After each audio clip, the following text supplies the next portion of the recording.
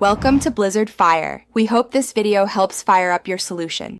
You start by confirming prerequisites: an active Azure subscription, a resource group, and proper permissions because you will provision resources. Once logged into the Azure portal, search for Data Factory and click Create. Make sure to choose the correct subscription and select an existing resource group or create one now.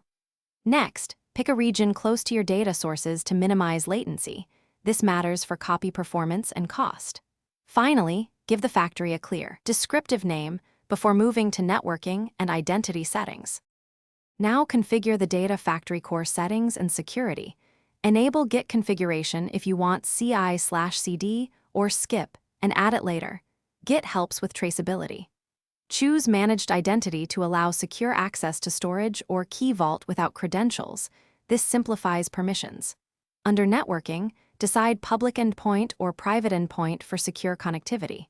For compute, accept the auto-resolve integration runtime initially, then plan any self-hosted runtimes for on-prem sources. Once these detailed choices are set, review pricing and tasks. Finally, review the summary and click Create. Deployment begins, and you can monitor notifications. Once provisioning completes, open the Data Factory Studio from the resource and verify access by creating a simple pipeline or running a sample copy activity. This proves connectivity and permissions. Make sure link services use the managed identity or correct credentials.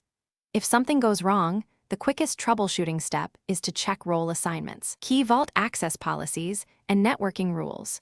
Adjusting those usually.